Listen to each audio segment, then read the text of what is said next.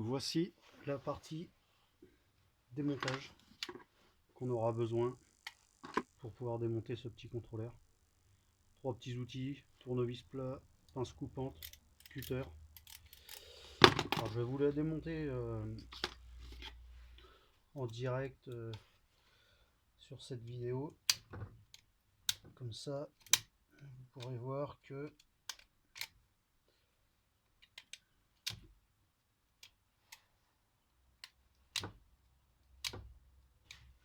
voilà, couper tous ces petits liens blancs là qui servent à rien. Tac, sortir ces fils.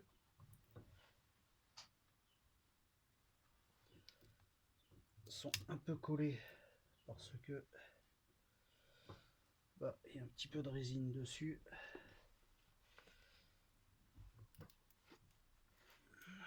Voilà. Voilà. Tac. Tac. Ça c'est le couplage en étoile. Voilà. On va les écarter un peu. Tac. On dévisse les toutes petites vis qui sont dedans.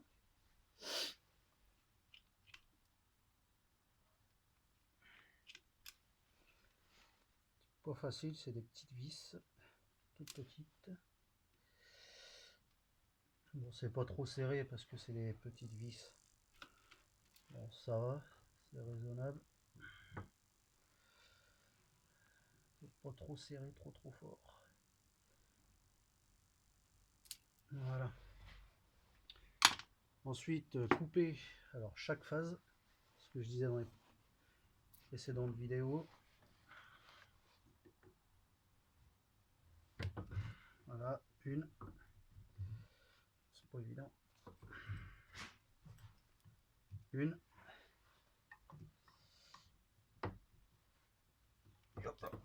Deux. Et troisième. Voilà les trois phases qu'on aura besoin pour sortir ici, après, pour aller en dehors. Alors maintenant, on peut retirer normalement, si ça se décolle bien. C'est vrai que l'autre fois, j'ai eu du mal à l'enlever. Tac tac. De toute façon, cette petite carte, vous pouvez la casser, parce que de toute façon, vous en aurez pas besoin.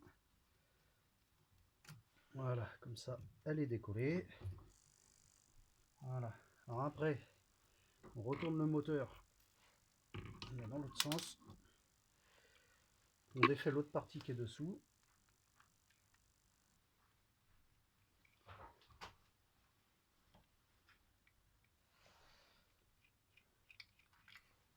Voilà. On coupe les petits capteurs Hall qui sont ici. Laissez toujours un peu de fil de couleur pour vous rappeler où c'était branché. Après, déconnectez ça. Voilà. Et cela. Voilà. Tac. Voici ce que ça donne. Une petite carte.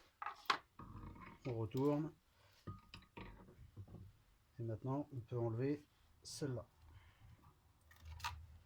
Voilà. Avec ça, forcément, faut les passer dans le trou. Comme ça. Et voici ce que ça donne à vide. Voilà. Ça, cela ne servira à rien. Moi, j'en ai pas l'utilité. Récupérer ces 5 fils. Capteur Hall. Ensuite, il faudrait démonter cette petite platine qui est là, qui est en alu. Il y a deux vis cruciformes qui sont à l'intérieur. Je vais démonter tout de suite.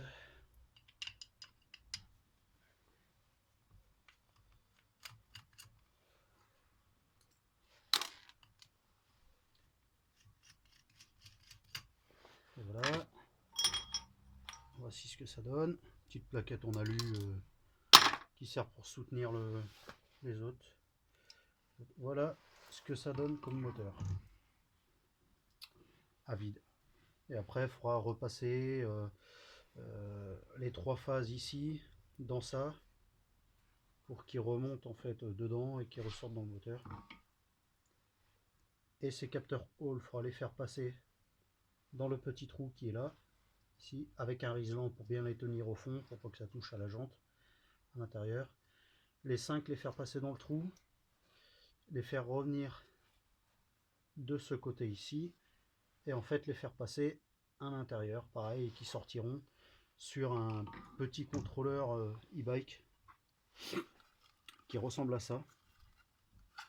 Voilà, qui est déjà démonté. Moi, pour faire mes tests, j'utilise toujours le même contrôleur, comme ça j'ai déjà mes fils qui sont dénudés, tout préparé pour tester ça.